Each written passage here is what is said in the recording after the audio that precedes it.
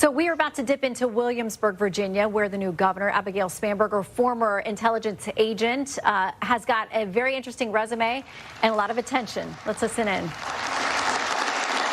Good evening. Good evening and welcome to historic Williamsburg. We are gathered here in the chambers of the House of Burgesses. In 1705, the people of the Virginia colony gathered here to take on the extraordinary task of governing themselves. Before there was a Declaration of Independence, a Constitution, or a Bill of Rights, there were people in this room. The people who served here ultimately dreamed of what a new nation, unlike anything the world had ever seen, could be.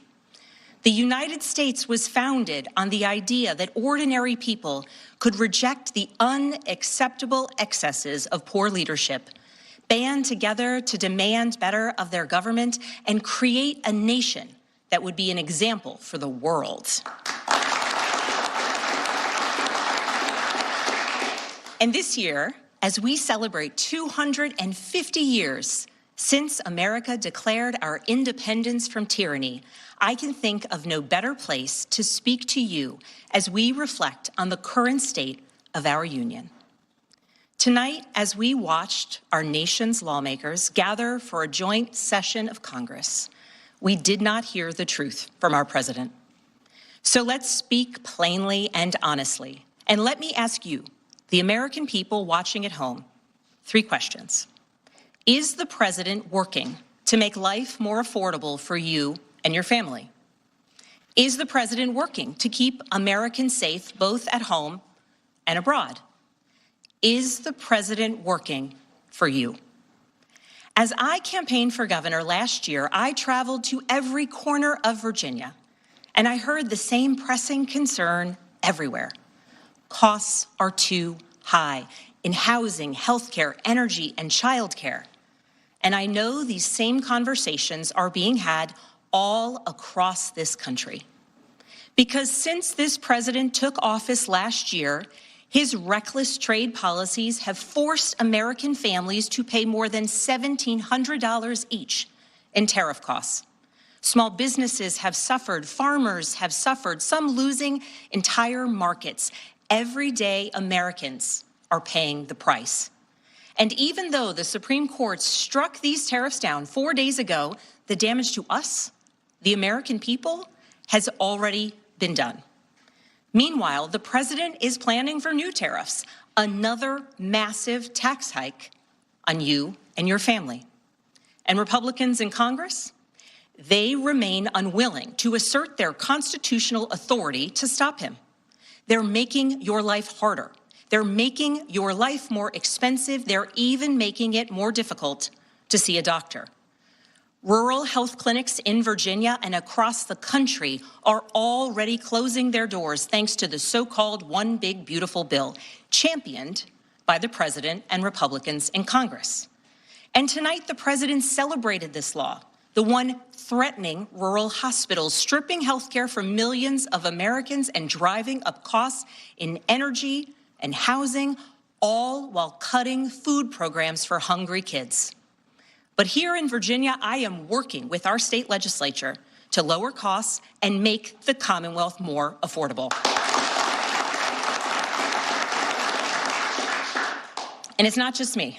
Democrats across the country are laser focused on affordability in our nation's capital and in state capitals and communities across America. In the most innovative and exceptional nation in the history of the world, Americans deserve to know that their leaders are focused on addressing the problems that keep them up at night. Problems that dictate where you live, whether you can afford to start a business or whether you have to skip a prescription in order to buy groceries. So I'll ask again, is the president working to make life more affordable for you and your family? We all know the answer is no. I grew up in a house of service. My mother was a nurse and my father was a career law enforcement officer. I began my career by following in my father's footsteps as a federal agent, working money laundering and narcotics cases. I worked side by side with local and state police to keep our community safe and to uphold and enforce the law. Law enforcement officers across the country know that it is a unique responsibility to do the serious work of investigating crimes, comforting victims, and making arrests. It's about building trust, and that requires an abiding sense of duty and commitment to community. And yet, our president has sent poorly trained federal agents into our cities, where they have arrested and detained American citizens and people who aspire to be Americans. And they have done it without a warrant. They have ripped nursing mothers away from their babies. They have sent children, a little boy in a blue bunny hat, children to far-off detention centers. And they have killed American citizens in our streets. And they have done it all with their faces masked from accountability.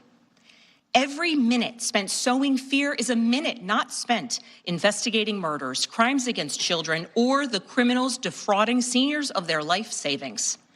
Our president told us tonight that we are safer because these agents arrest mothers and detain children. Think about that. Our broken immigration system is something to be fixed, not an excuse for unaccountable agents to terrorize our communities.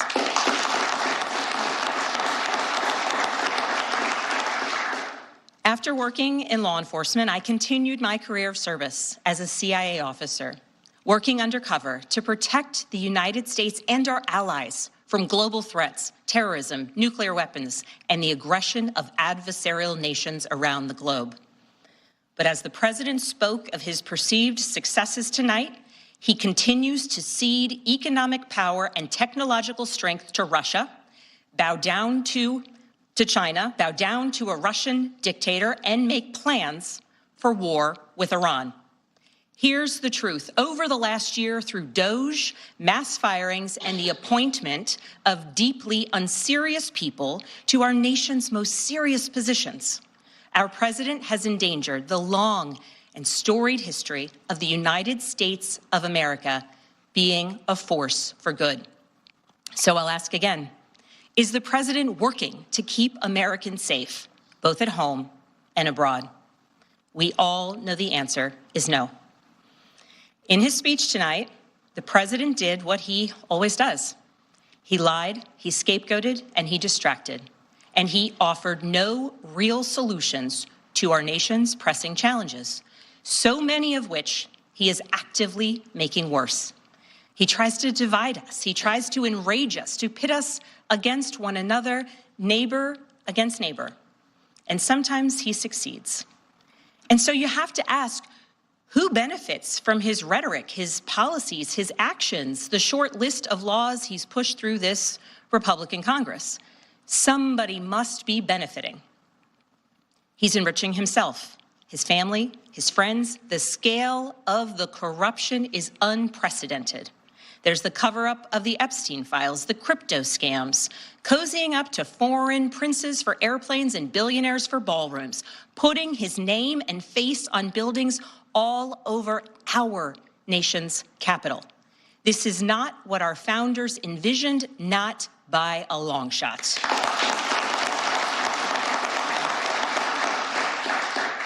So I'll ask again, is the president working for you? We all know the answer is no.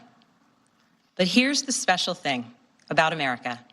On our 250th anniversary, we know better than any nation what is possible when ordinary citizens, like those who once dreamed right here in this room, reject the unacceptable and demand more of their government.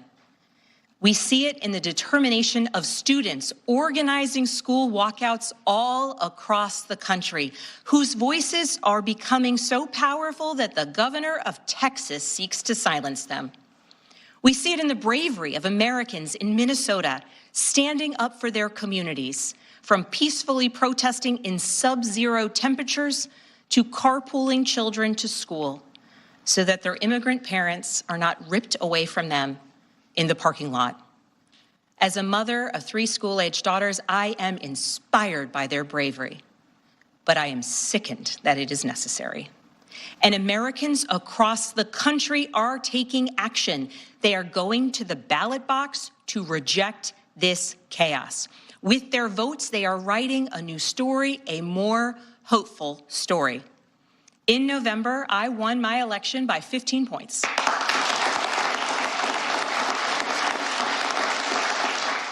And we won 13 new seats in our state legislature. Because voters decided they wanted something different. Our campaign earned votes from Democrats, Republicans, independents, and everyone in between. Because they knew as citizens they could demand more, that they could vote for what they believe matters, and that they didn't need to be constrained by a party or political affiliation. This is happening across the country. New Jersey elected Mikey Sherrill as governor in a double-digit victory.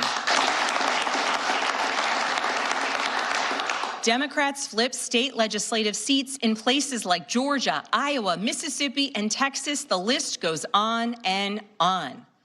Ordinary Americans are stepping up to run in the spirit of our forefathers. They are running to demand more and to do more for their neighbors and communities. I know the story well. I first ran for office in 2018 alongside dozens of other Democrats who did the seemingly impossible, flipping 41 seats in Congress. In my case, I was the first Democrat elected in 50 years, swinging our district 17 points.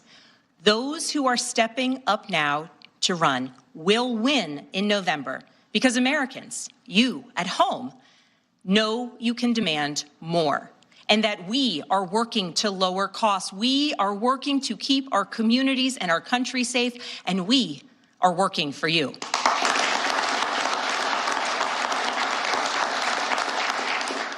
In his farewell address, George Washington warned us about the possibility of, quote, cunning, ambitious, and unprincipled men rising to power. But he also encouraged us, all Americans, to unite in a common cause, to move this nation forward. That is our charge once more, and that is what we are seeing across the country. It is deeply American and patriotic to do so, and it is how we ensure that the state of our union remains strong, not just this year, but for the next 250 years as well, because we, the people, have the power to make change, the power to stand up for what is right, the power to demand more of our nation.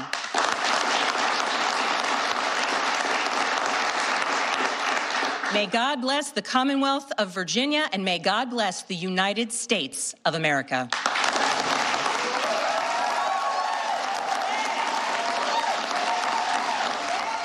So that